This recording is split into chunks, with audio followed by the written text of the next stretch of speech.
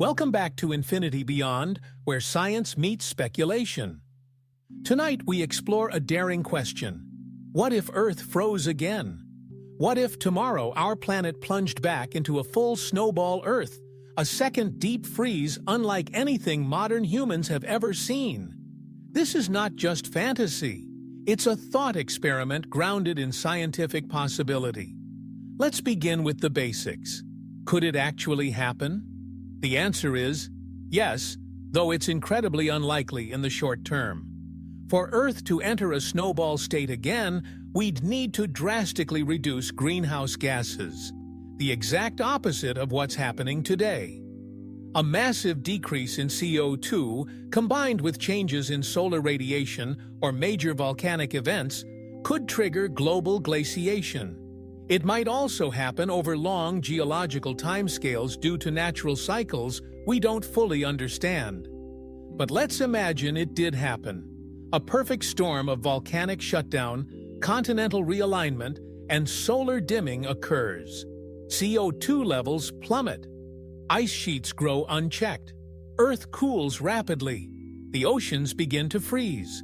Glaciers cover continents. Snow falls in the tropics. A new snowball. Earth begins. Now the real question, what happens to us? In this scenario, survival would become humanity's greatest challenge since the dawn of civilization. Most of the surface would become inhospitable. Farming would collapse. Power grids would fail. Entire ecosystems would vanish. The global population would plummet. But extinction? Not necessarily. Let's explore where we might ensure. First, we look below the surface, into Earth's crust.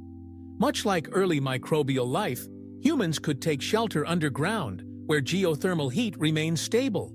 Underground cities, warmed by Earth's interior and powered by advanced reactors, might support small populations. Deep mining colonies or research bunkers could evolve into permanent refuges. Then there's the ocean. Beneath the ice, liquid water might persist, just like during the original snowball Earth.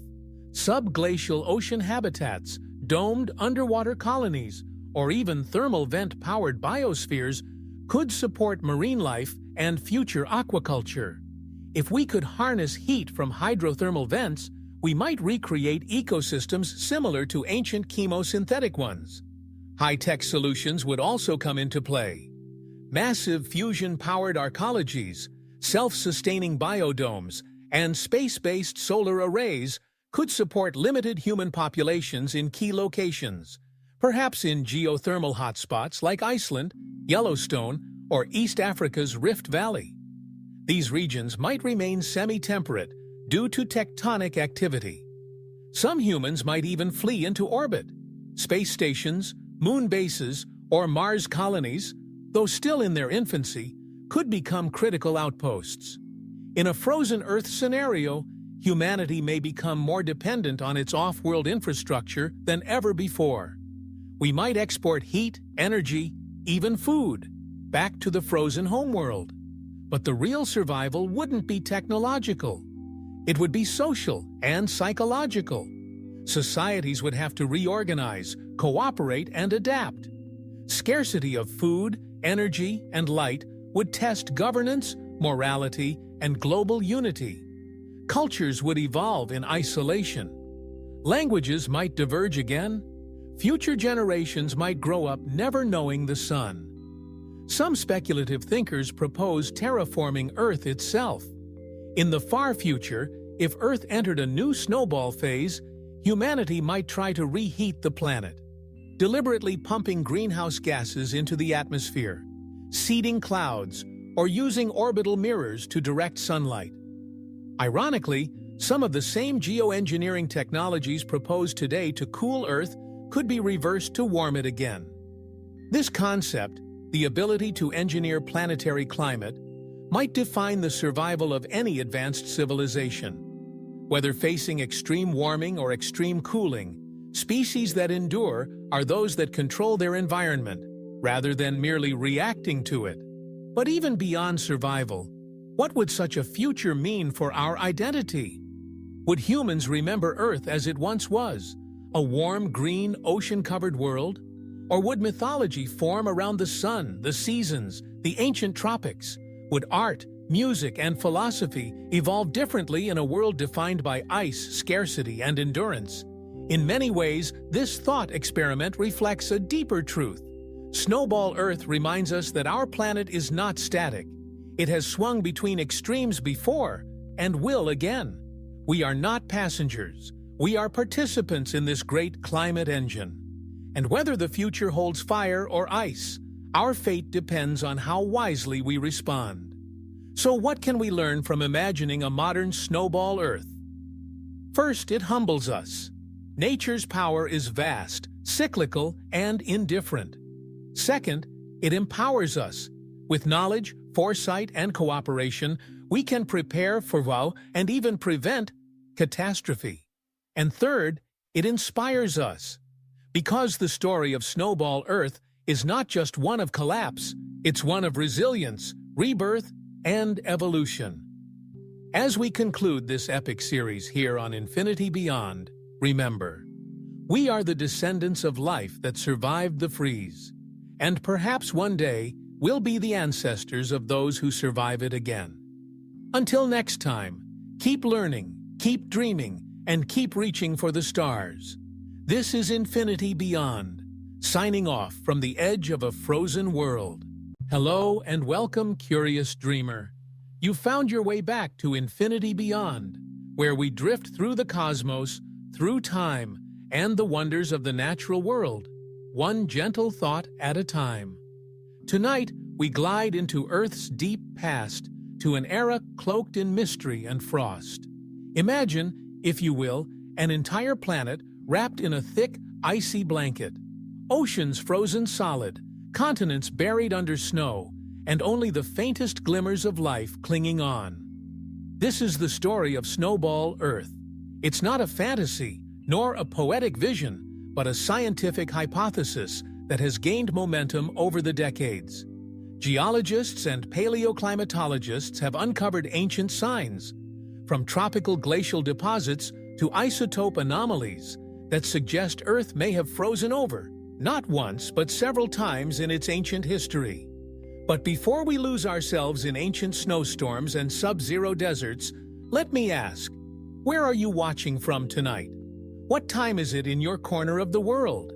We're connected across oceans and time zones, yet here we are, sharing this moment, wondering about a time when Earth itself might have been as cold and silent as the moon.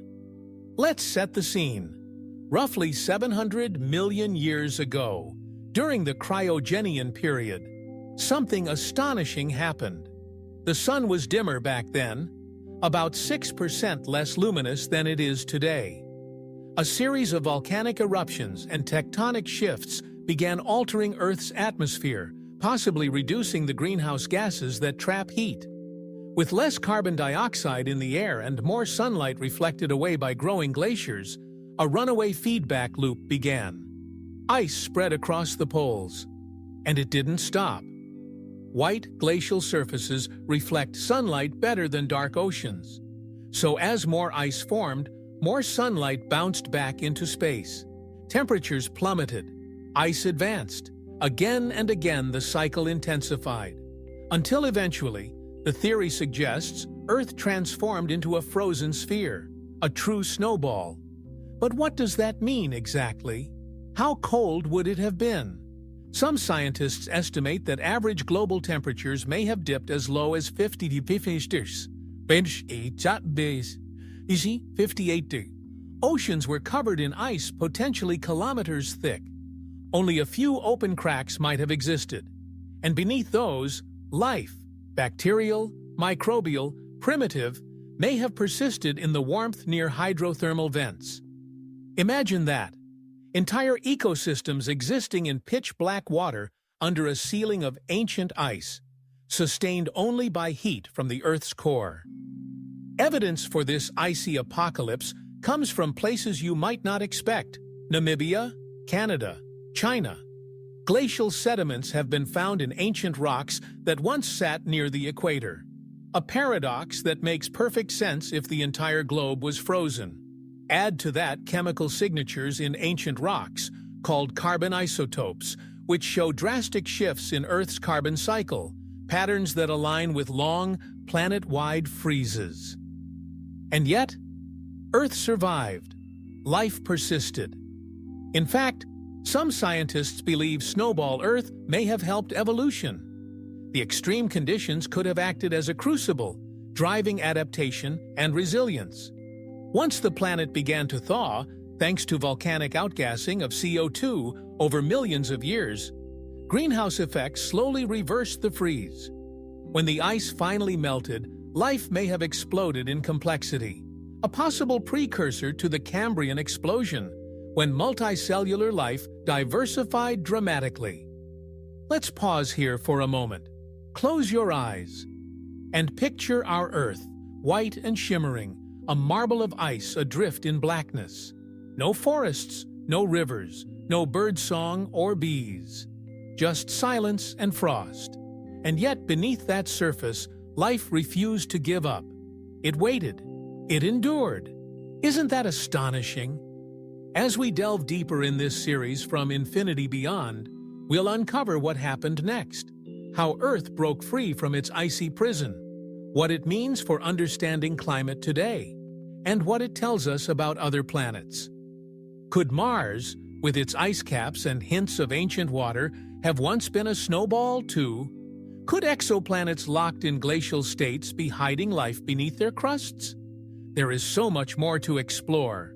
But for now, rest easy, knowing that even in the darkest, coldest chapters of our planet's history, life found a way. Perhaps the same is true out there in the universe, in icy moons, in hidden oceans, and in the corners of space still waiting to be discovered. Thank you for spending this time with us on Infinity Beyond. If you've enjoyed tonight's journey, don't forget to subscribe and share where in the world you're watching from. Let's drift together again soon, through space, through time, and through the wonders of the cosmos. In our last journey on Infinity Beyond, we imagined Earth not as the lush blue marble we know today, but as a frozen orb, a snowball Earth. Entire oceans locked beneath ice, continents smothered in snow, and the sun's light reflecting coldly off vast glacial landscapes. But now, a question emerges from the frost. How did life survive this cataclysm? To answer that, we need to look beneath the surface, quite literally. Despite Earth being encased in thick ice sheets, especially near the equator where temperatures were typically warm, scientists believe there were pockets of warmth that provided refuge. The ocean floors, for instance, tell a very different story than the icy ceilings above. Near hydrothermal vents, cracks in Earth's crust where heat and chemicals spew out from the mantle, conditions were surprisingly stable. These vents created a warm, mineral-rich environment where early microbial life could not only survive, but thrive. These life forms didn't need sunlight. They relied on chemosynthesis, the ability to derive energy from chemicals like hydrogen sulfide rather than solar photons. It's a process still seen in extremophile bacteria today, thriving in places like the Mariana Trench or deep-sea volcanic rifts. It's remarkable to think that while the surface froze in silence, life below danced with chemical fire. But that's not the only refuge.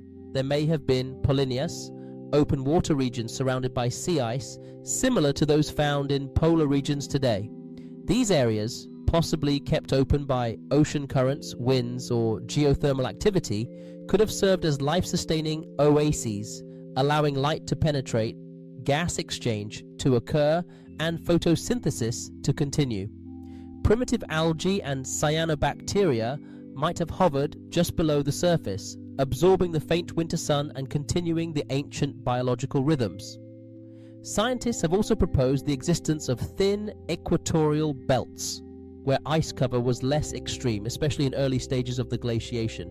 Though brief and sporadic, these bands of open or slushy water could have been vital escape routes for certain species.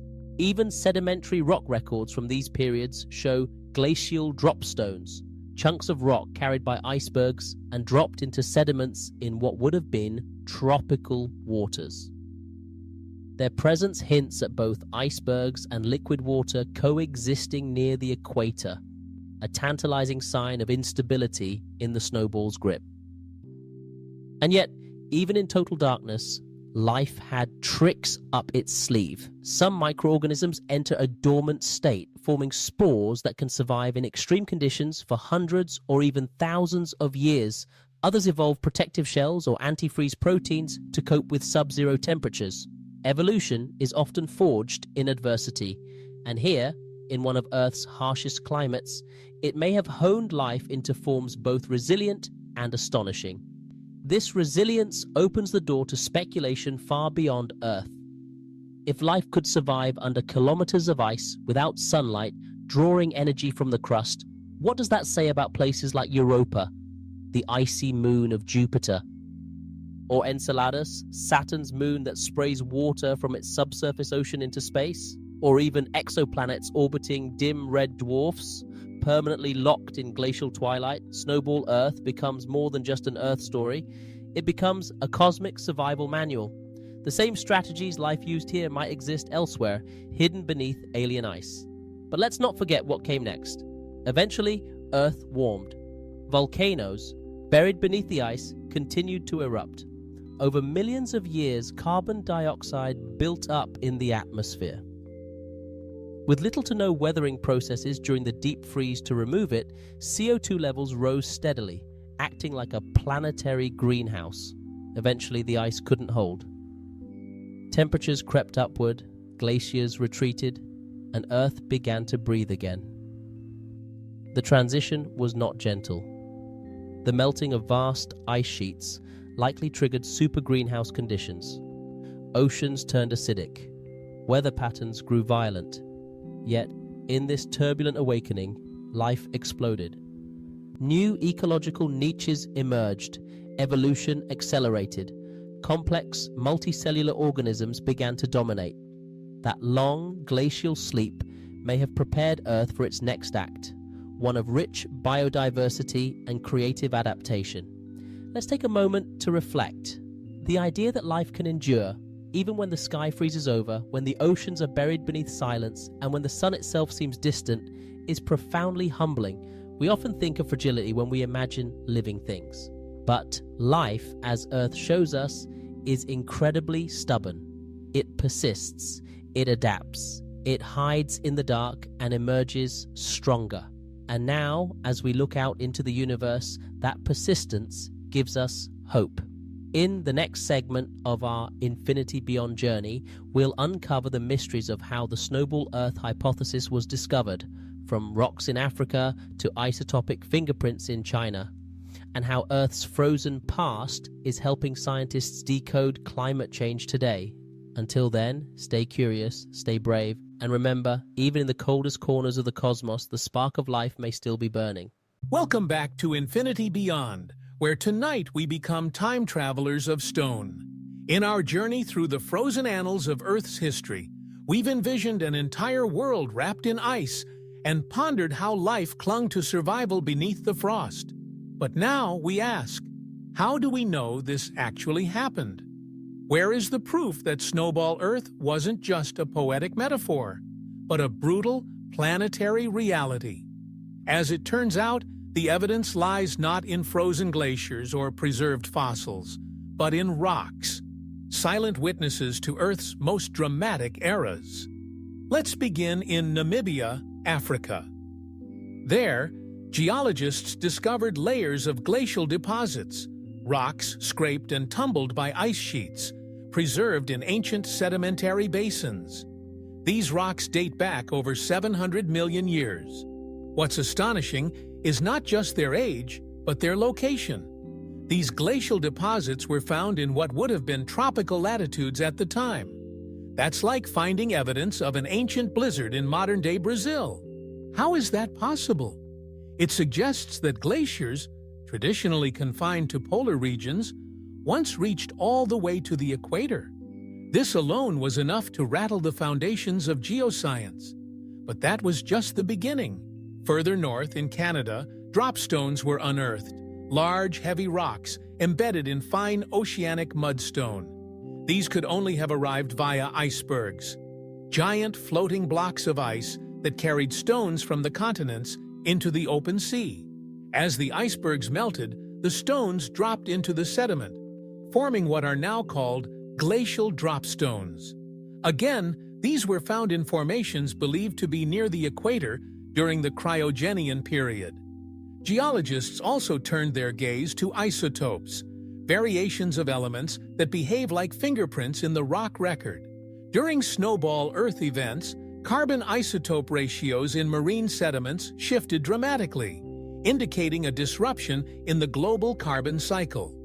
These patterns, abrupt changes followed by long periods of stability, are consistent across multiple continents, implying a global event rather than a regional freeze. And then came the cap carbonates. These are unusual limestone layers that sit directly above glacial deposits. They are smooth, light-colored, and rich in carbonate minerals. What's fascinating is that they formed rapidly, and only after the ice melted. Why? Because during Snowball Earth, volcanic CO2 had accumulated in the atmosphere unchecked for millions of years. There were no rainforests or weathering to scrub it out. When Earth finally thawed, this massive CO2 concentration caused extreme greenhouse conditions.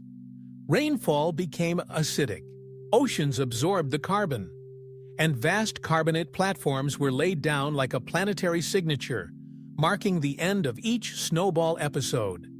These cap carbonates are found worldwide, from Australia to China, from Africa to North America, always on top of glacial layers, always in the same sequence.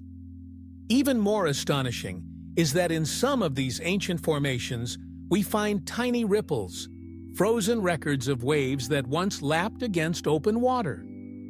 But how did open water exist during a global freeze? It's likely that cracks formed in the ice, or that melting began unevenly, giving way to short-lived thawing phases before the full meltdown took over. And then there's paleomagnetism. By examining the magnetic minerals in rocks, scientists can determine where those rocks were located on the Earth when they formed. In Snowball Earth-era rocks, the evidence is clear. The glacial deposits occurred at low latitudes, not near the poles. This supports the idea that glaciation extended globally, encasing even the warmest regions of the planet in ice. Taken together, this global jigsaw puzzle of evidence forms a consistent, powerful narrative. Not only did Earth freeze over once, but possibly multiple times during the Precambrian. Two major Snowball Earth events are widely recognized.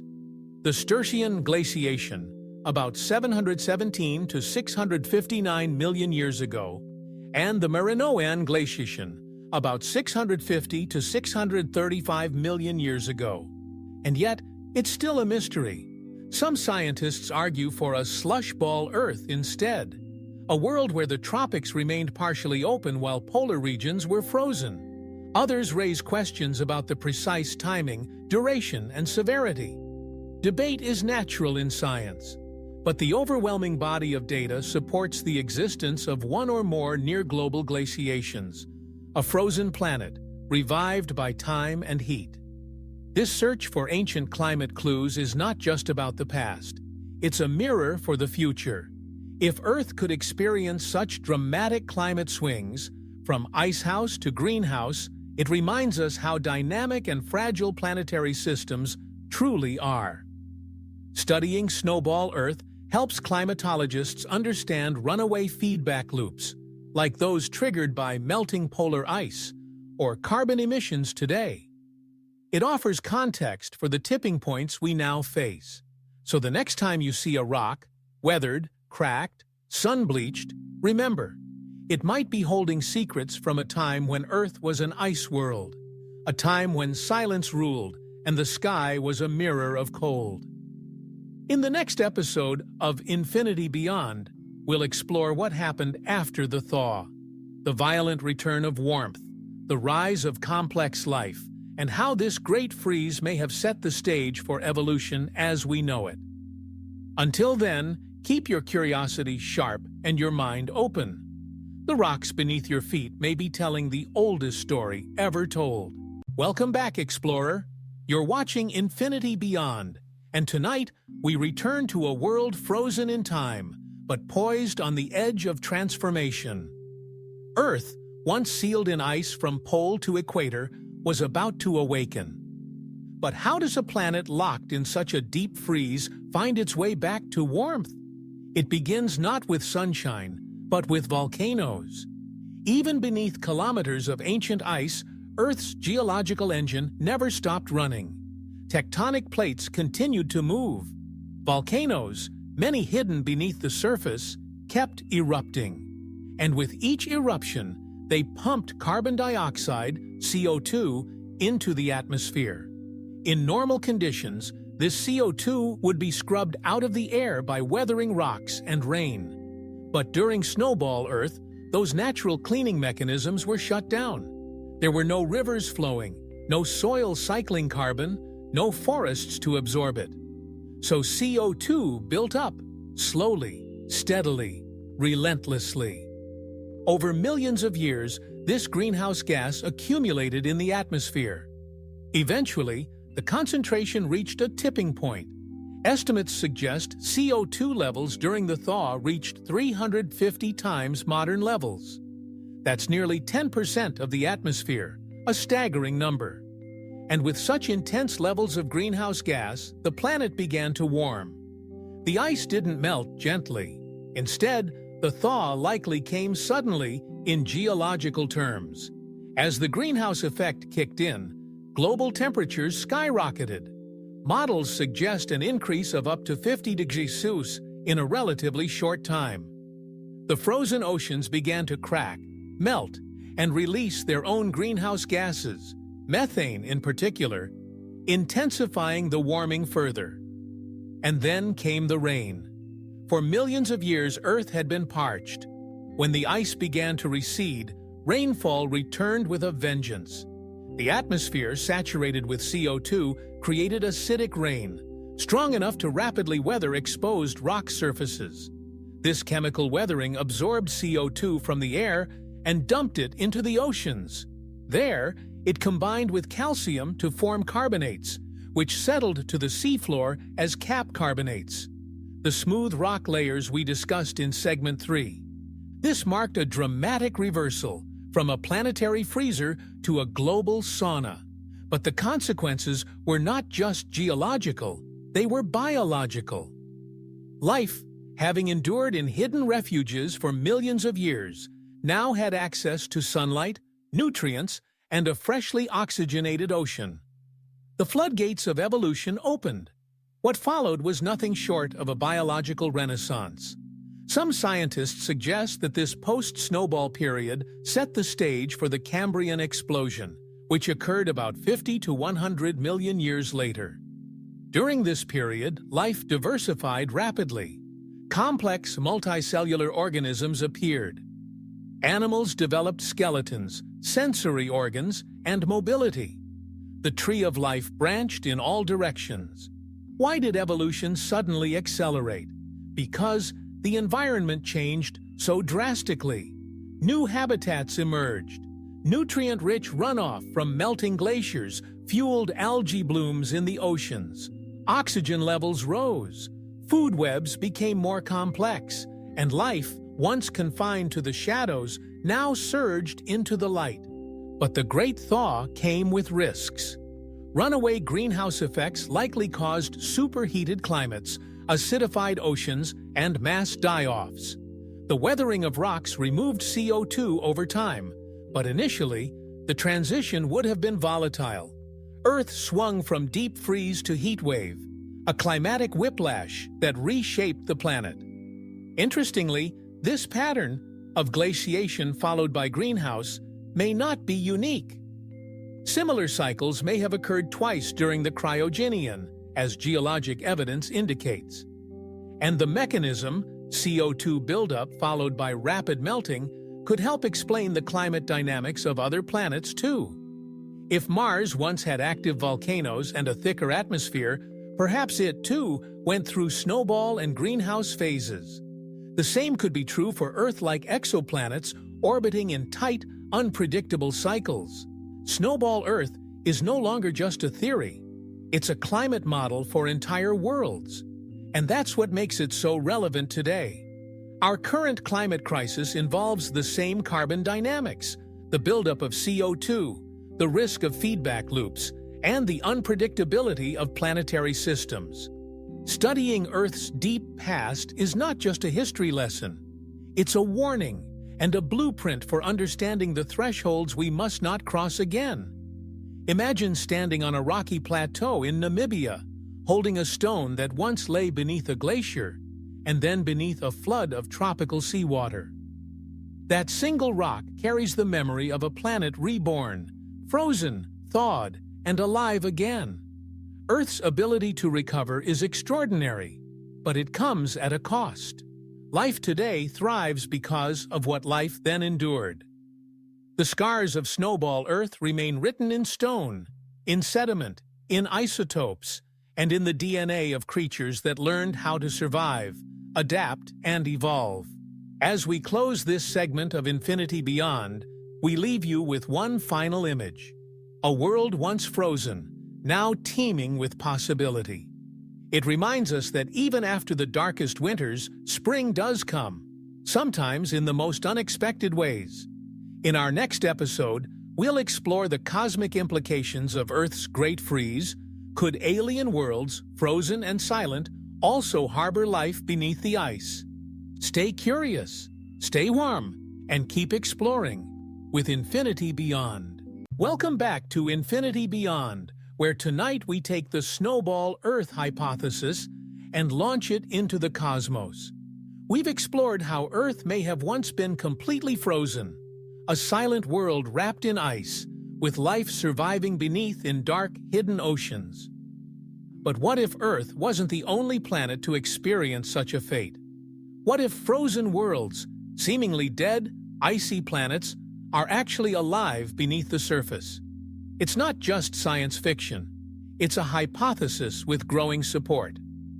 Let's begin close to home, with Europa, one of Jupiter's moons.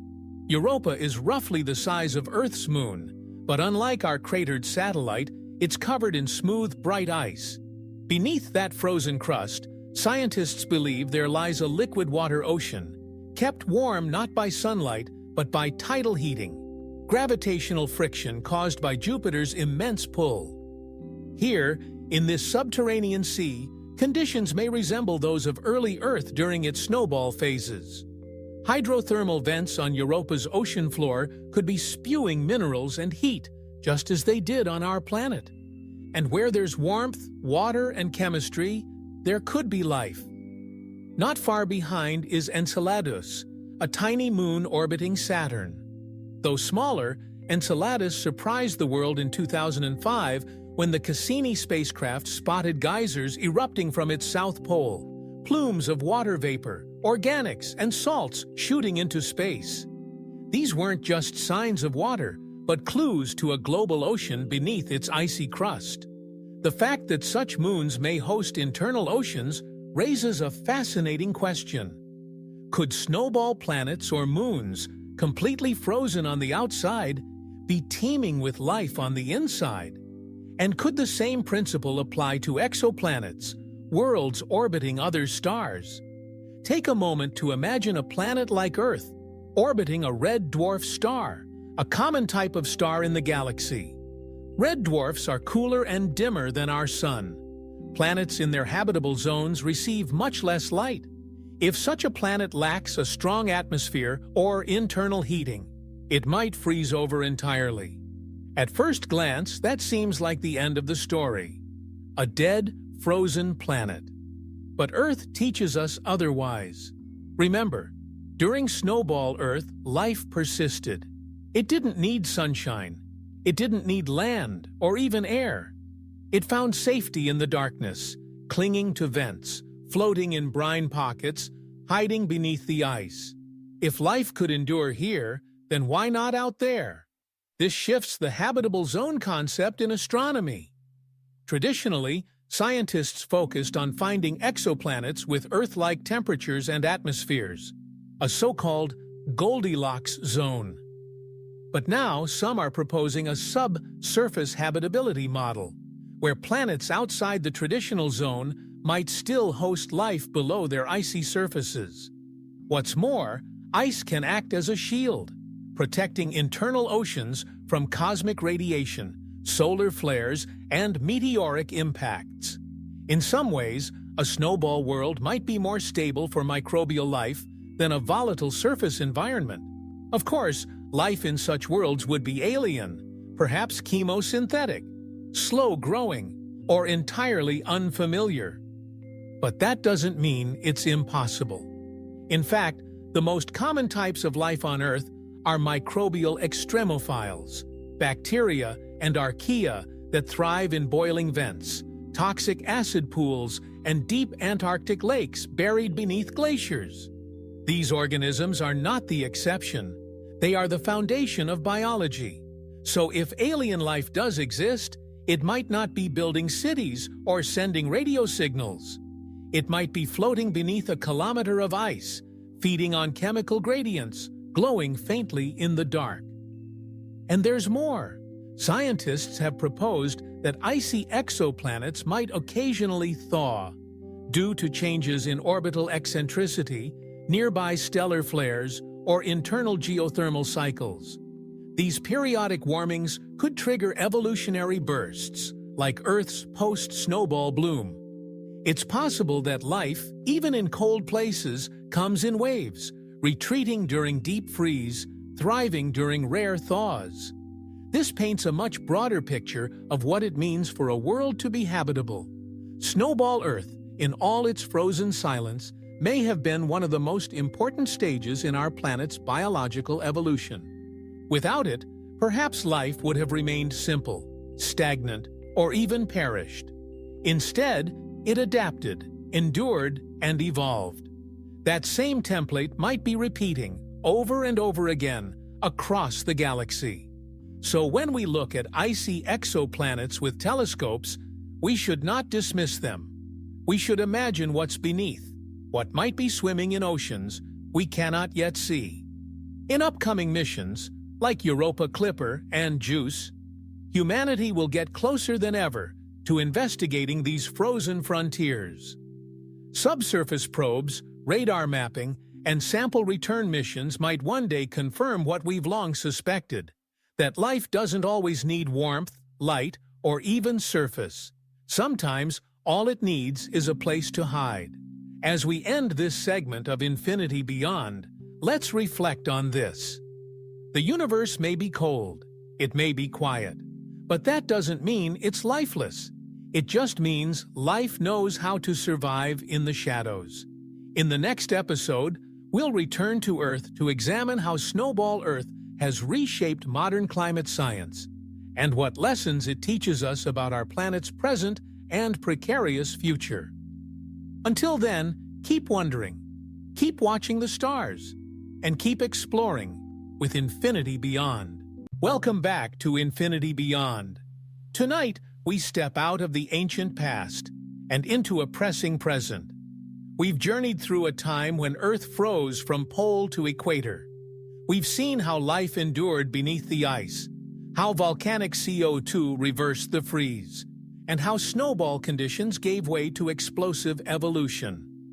But the Snowball Earth story doesn't just belong in the deep past. It's a mirror, a warning, and perhaps a guide. Because today, Earth faces a different kind of planetary transformation. Not one driven by cold, but by heat. And surprisingly, many of the same climate mechanisms that once froze Earth may now be pushing us toward dangerous warming. Let's start with what triggered the Snowball Earth glaciations. Back then, carbon dioxide levels dropped, likely due to increased weathering, continental shifts, and declining volcanic output. As CO2 fell, Earth's greenhouse blanket thinned. Less heat was trapped, ice expanded, and a runaway positive feedback loop began. Ice reflected sunlight, cooling the planet further, causing even more ice. Fast forward to today.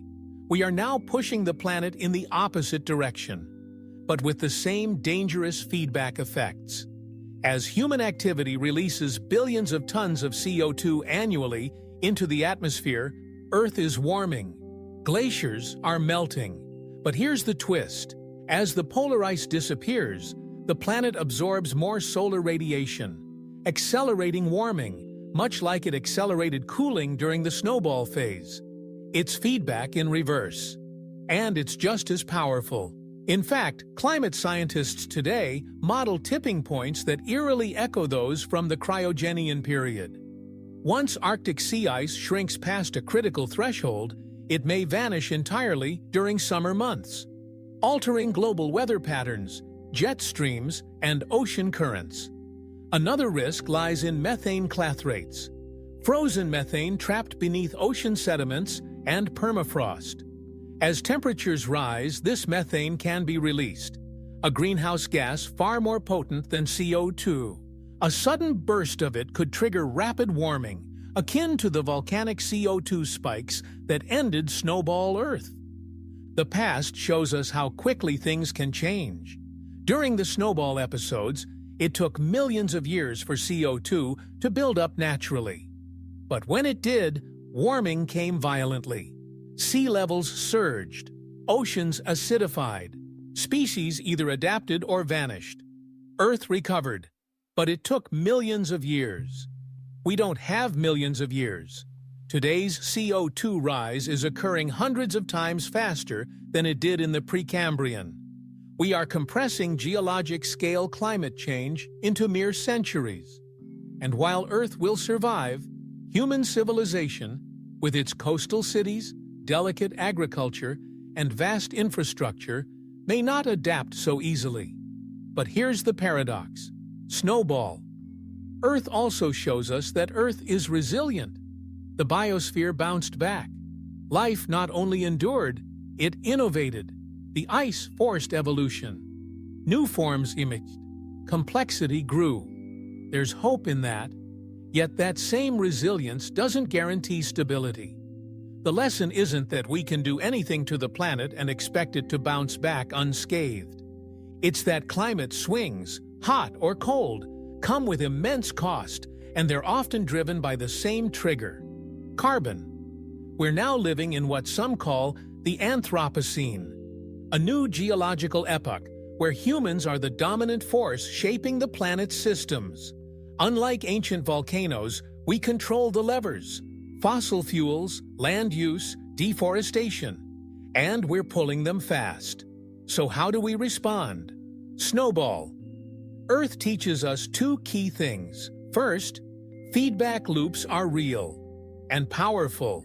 Whether it's ice reflecting sunlight or methane accelerating warming, Earth's systems react quickly once thresholds are crossed.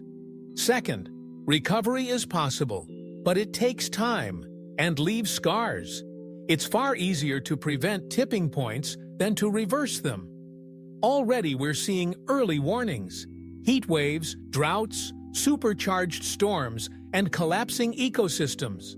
These are not isolated events. They are connected ripples in a system under stress. But there's still time. Renewable energy, carbon capture, ecosystem restoration. These are not just solutions, but necessities. We cannot afford to wait for the climate to fix itself. Earth fixed itself before, but without us. And if we push too far, the planet may survive, but our version of civilization might not. This is why scientists study the deep past, not just for curiosity, but for caution. The rocks remember. They hold stories of great extinctions, dramatic rebirths, and climates both unimaginable and deeply familiar. And when you connect those dots, from ancient ice to rising seas, from frozen bacteria to melting permafrost, you realize we are not separate from that story. We are living it again. At Infinity Beyond, our mission is to illuminate the cosmos, but also to honor this planet, the only one we truly know. The Snowball Earth story is not just about how life survived the cold. It's about how we, today, must survive the heat. In our next episode, we'll explore how scientists recreated ancient snowball conditions in the lab, modeled its planetary mechanics, and continue to test the limits of Earth's resilience. Until then, stay informed, stay inspired, and as always, keep exploring with Infinity Beyond. Welcome back to Infinity Beyond, where science meets speculation. Tonight we explore a daring question. What if Earth froze again? What if tomorrow our planet plunged back into a full snowball Earth, a second deep freeze unlike anything modern humans have ever seen? This is not just fantasy. It's a thought experiment grounded in scientific possibility. Let's begin with the basics. Could it actually happen? The answer is yes, though it's incredibly unlikely in the short term. For Earth to enter a snowball state again, we'd need to drastically reduce greenhouse gases, the exact opposite of what's happening today. A massive decrease in CO2, combined with changes in solar radiation or major volcanic events, could trigger global glaciation. It might also happen over long geological timescales due to natural cycles we don't fully understand. But let's imagine it did happen. A perfect storm of volcanic shutdown, continental realignment, and solar dimming occurs. CO2 levels plummet. Ice sheets grow unchecked. Earth cools rapidly. The oceans begin to freeze. Glaciers cover continents. Snow falls in the tropics. A new snowball. Earth begins. Now the real question, what happens to us? In this scenario, survival would become humanity's greatest challenge since the dawn of civilization. Most of the surface would become inhospitable. Farming would collapse. Power grids would fail. Entire ecosystems would vanish. The global population would plummet. But extinction? Not necessarily. Let's explore where we might ensure. First, we look below the surface, into Earth's crust. Much like early microbial life, humans could take shelter underground, where geothermal heat remains stable. Underground cities, warmed by Earth's interior and powered by advanced reactors, might support small populations. Deep mining colonies or research bunkers could evolve into permanent refuges. Then there's the ocean. Beneath the ice, liquid water might persist, just like during the original snowball Earth. Subglacial ocean habitats, domed underwater colonies, or even thermal vent-powered biospheres could support marine life and future aquaculture. If we could harness heat from hydrothermal vents, we might recreate ecosystems similar to ancient chemosynthetic ones. High-tech solutions would also come into play. Massive fusion-powered arcologies, self-sustaining biodomes, and space-based solar arrays could support limited human populations in key locations, perhaps in geothermal hotspots like Iceland, Yellowstone, or East Africa's Rift Valley. These regions might remain semi-temperate due to tectonic activity. Some humans might even flee into orbit. Space stations, moon bases, or Mars colonies, though still in their infancy, could become critical outposts. In a frozen Earth scenario, humanity may become more dependent on its off-world infrastructure than ever before. We might export heat, energy, even food, back to the frozen homeworld. But the real survival wouldn't be technological. It would be social and psychological. Societies would have to reorganize, cooperate, and adapt. Scarcity of food, energy, and light would test governance, morality, and global unity. Cultures would evolve in isolation. Languages might diverge again. Future generations might grow up never knowing the sun. Some speculative thinkers propose terraforming Earth itself. In the far future, if Earth entered a new snowball phase, humanity might try to reheat the planet, deliberately pumping greenhouse gases into the atmosphere, seeding clouds, or using orbital mirrors to direct sunlight. Ironically, some of the same geoengineering technologies proposed today to cool Earth could be reversed to warm it again. This concept, the ability to engineer planetary climate, might define the survival of any advanced civilization. Whether facing extreme warming or extreme cooling, species that endure are those that control their environment, rather than merely reacting to it. But even beyond survival, what would such a future mean for our identity? Would humans remember Earth as it once was, a warm, green, ocean-covered world? Or would mythology form around the sun, the seasons, the ancient tropics? Would art, music, and philosophy evolve differently in a world defined by ice, scarcity, and endurance? In many ways, this thought experiment reflects a deeper truth. Snowball Earth reminds us that our planet is not static.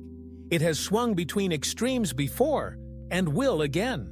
We are not passengers. We are participants in this great climate engine. And whether the future holds fire or ice, our fate depends on how wisely we respond. So what can we learn from imagining a modern Snowball Earth? First, it humbles us. Nature's power is vast, cyclical, and indifferent. Second, it empowers us.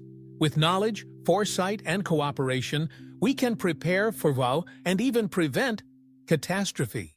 And third, it inspires us.